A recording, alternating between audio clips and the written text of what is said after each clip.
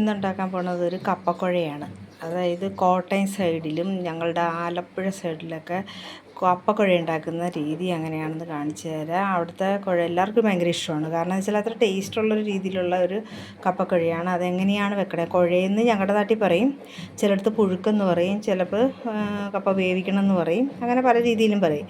അപ്പോൾ അത് ഞങ്ങൾ കപ്പക്കുഴയെന്നാണ് പറയണേ, അതുകൊണ്ട് ഞാൻ അങ്ങനെ തന്നെ പറയണത്. അപ്പോൾ അതെങ്ങനെയാണ് നല്ല ടേസ്റ്റോടുകൂടെ കുഴച്ചെടുക്കണേന്ന് നോക്കാം. അപ്പോൾ കപ്പേനെ ഉപ്പും മഞ്ഞൾപ്പൊടിയും ഇട്ട് ഒരു വിസിൽ കേൾപ്പിച്ചെടുക്കണേ കുക്കറിലെ. കപ്പ ഒഴുക്കിനുള്ള ഒരു അരപ്പെടുക്കാം നമുക്ക്. അപ്പോൾ ഇത്രയും തേങ്ങ, അതായത് ഇതേ ഒരു ചെറിയ മുറി തേങ്ങ അതിനകത്തുനിന്ന് ഇത്രയും തേങ്ങ ഞാൻ എടുത്തിട്ടുള്ളൂ. ഇത് കൊത്തായ കൊണ്ടാണ് കൂടുതൽ തോന്നിക്കുന്നത്. പിന്നെ എന്ന് പറഞ്ഞാൽ വെളുത്തുള്ളി എടുത്തു, ഇത്രയും വെളുത്തുള്ളി ഉണ്ട്. 1 കിലോ കപ്പയ്ക്കാണ്. അപ്പോൾ ഇത്രയും വേപ്പില എടുത്തു, ഒരു പച്ചമുളക് എടുത്ത്, നല്ല എരിവുള്ളതാണ്, അതുകൊണ്ടാണ് അങ്ങനെ എടുത്തത്. അപ്പോൾ ഇത് ചൂരത്തല വെച്ചപ്പം പുഴുങ്ങാനായിട്ട് മേടിച്ച കപ്പയാണ്, പക്ഷേ അന്നേരം പറ്റിയില്ല, അതുകൊണ്ട് ഞാനിപ്പോൾ എടുക്കുകയാണ്. പിന്നെ ഇതിനകത്ത് ജീരകം ചേർക്കരുത്, ഒരു കാരണവശാലും ജീരകം ചേർക്കരുത് കേട്ടോ, ടേസ്റ്റ് മാറിപ്പോകും. അപ്പോൾ നമ്മുടെ കപ്പ വെന്ത് റെഡി ആയിട്ടുണ്ട്, ഒറ്റ ഫിസിൽ കേട്ടു. അപ്പോൾ അത് വെന്തിട്ടുണ്ട്. അപ്പോൾ നമ്മളത് ശരിയാക്കാനുള്ള ചീനച്ചട്ടി അടുപ്പത്ത് വെച്ചു. അപ്പോൾ അതിലേക്ക് നമ്മൾ ആദ്യം ഇടുന്നത് എന്തെന്നാണെന്ന് പറയുമ്പോൾ കുറച്ച് അരിയാണ്, 1/2 സ്പൂണോളം അരിയാണ്, വലിയ സ്പൂണാണ് അരി ഇട്ടത്. അതൊന്ന് പൊട്ടി വരുമ്പോൾ അത് അരി ഇടുന്നതിൻ്റെ ടേസ്റ്റ് എന്താണെന്ന് അറിയണമെങ്കിൽ നിങ്ങൾ അരി ഇട്ടൊന്ന് പൊട്ടിക്കണം, എന്നാലേ പറഞ്ഞാൽ മനസ്സിലാവത്തുള്ളൂ കേട്ടോ. അതിൻ്റെ ടേസ്റ്റ് അന്യായ ടേസ്റ്റാണ്. അപ്പോൾ അതിലേക്ക് നമ്മൾ കുറച്ച് കടുകും കൂടി ഇട്ട് കൊടുക്കണേ. കുറച്ച് കോരിട്ട് കിട്ടണില്ല, കുറച്ച് കടുക് ഇട്ടു. അപ്പോൾ അത് കണ്ട പൊട്ടി, തീ അരച്ചിട്ടു, പൊട്ടിക്കഴിഞ്ഞു അല്ല അരി പൊട്ടി.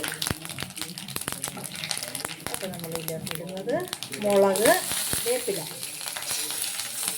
ഇതെല്ലാം കൂടെ ഇട്ട് മൂക്ക് വരുമ്പോൾ നമ്മൾ ഈ അരപ്പ് അങ്ങോട്ട് ഇട്ട് കൊടുക്കുന്നുണ്ട്. ഇത് മുളക് മൂപ്പിക്കുമ്പോൾ മുളക് മൂക്കണ ടേസ്റ്റ് ഒന്ന് പ്രത്യേകതയുണ്ട് കേട്ടോ, അതുകൊണ്ടാണ് ഈ മുളകിട്ട് മൂപ്പിക്കണം. കപ്പയ്ക്കകത്തൊന്നും ആരും മുളക് കഴിക്കത്തില്ല. അപ്പോൾ അത് അരപ്പിട്ടു. എന്താ പോലെ കൊച്ചിൻ്റെ കണ്ണിലേ കടുക് കൂട്ടിയിരുന്നു, കണ്ണിൻ്റെ ചുണ്ടത്താകുന്നത് സാരമില്ല കേട്ടോ, പോയി വലിയ കുഴപ്പമില്ല. അപ്പോൾ ഇങ്ങനെ ഇട്ടൊന്ന് ഞാൻ ചെറുതായിട്ടൊന്ന് ഈ അരപ്പിനെ ഒന്ന് ചൂടാക്കി കഴിയുമ്പോൾ അതിലേക്ക് കുറച്ച് വെള്ളം ഒഴിച്ചു കൊടുക്കും. എന്താണെന്നാ, ഈ അരപ്പിനെ നമ്മൾ വെന്ത കപ്പയിൽ ഇടുകയാണ്. കപ്പ അടുപ്പത്തോട്ട് ഇടത്തില്ല, വെന്ത കപ്പയിൽ ഇടുകയാണ് ചെയ്യുന്നത്. അപ്പോൾ ഞാൻ എങ്ങനെ ചെയ്യണമെന്ന് വെച്ചാൽ ഈ അരപ്പൊന്ന് വന്ന് കഴിയുമ്പോൾ കുറച്ച് വെള്ളം ഒഴിച്ചിട്ട് ഈ വെള്ളത്തിനെ നമ്മളിനി ഒന്ന് ചെറുതായിട്ടൊന്ന് കപ്പ വെന്ത് വരുമ്പോൾ ഇച്ചിരി ഉപ്പിട്ട് കൊടുക്കുക. കപ്പയ്ക്ക് നമ്മൾ ഉപ്പിട്ടിട്ടുണ്ട്. അപ്പോൾ ഈ അരപ്പിനുള്ള ഉപ്പ് മാത്രം ഇട്ടാൽ മതി. അപ്പോൾ അങ്ങനെയാണ്. അപ്പോൾ ഇതൊന്ന് പറ്റട്ടെ. അപ്പോൾ നമ്മുടെ അരപ്പൊരുവിധം പച്ചപ്പ് മാറിയിട്ടുണ്ട്. ഇനി നമ്മൾ ചെയ്യാൻ പോണ എന്താണെന്ന് വെച്ചാൽ കാണിച്ചു തരാതെ ഇതിനെ എടുത്ത് നമ്മുടെ കപ്പയ്ക്കകത്തോട്ട് ഇടും. ഇങ്ങനെ നമ്മൾ കപ്പയ്ക്കകത്തോട്ട് ഇടും.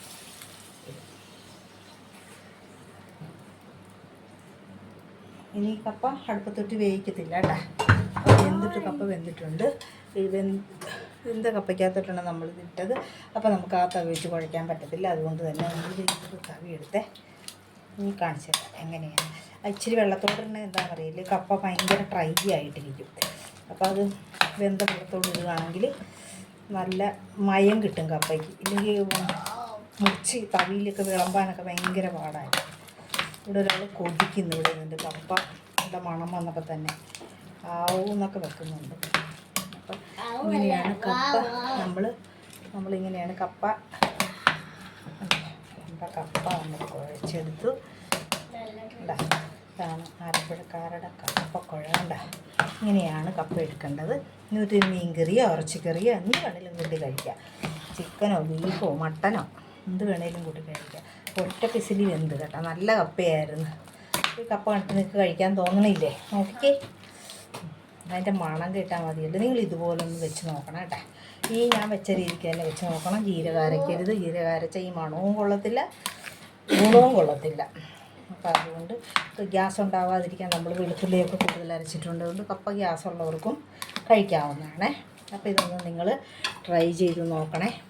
ഓക്കെ, നമ്മുടെ കപ്പക്കുഴയുടെ ഭംഗി എന്ന് നോക്കിയേ, ഭംഗി പോലെ തന്നെ ടേസ്റ്റും ഉണ്ട് കേട്ടോ. നല്ല ടേസ്റ്റുള്ള കപ്പയാണ്. അപ്പം നിങ്ങൾ ഇതുപോലെ ഒന്ന് കുഴച്ച് നോക്കണം. വേറെ ഒന്നും കഴിക്കത്തില്ല നമ്മളിങ്ങനെ കുഴച്ചാൽ. ഇങ്ങനെ ഞാൻ ഇപ്പോൾ ഇതിൽ നിന്ന് ആർക്കെങ്കിലുമൊക്കെ കൊടുക്കും ഞാൻ ടേസ്റ്റ് നോക്കാനായിട്ട്. കാരണം അത്ര ടേസ്റ്റാണ് ഈ കപ്പയ്ക്ക്. അപ്പോൾ നിങ്ങളൊന്ന് ഇതുപോലെ ഉണ്ടാക്കിയിട്ട് നിങ്ങൾ കമൻറ്റ് ചെയ്യാൻ മറക്കരുത്. ലൈക്ക് ചെയ്യണം. സബ്സ്ക്രൈബ് ചെയ്യാത്തവരുണ്ടെങ്കിൽ സബ്സ്ക്രൈബ് ചെയ്യണം. അപ്പോൾ വീണ്ടും നമുക്ക് അടുത്ത വീഡിയോ ആയിട്ട് കാണാം. God bless you. അതേ കപ്പക്കുഴ കഴിച്ചുകൊണ്ടിരിക്കുകയാണ്.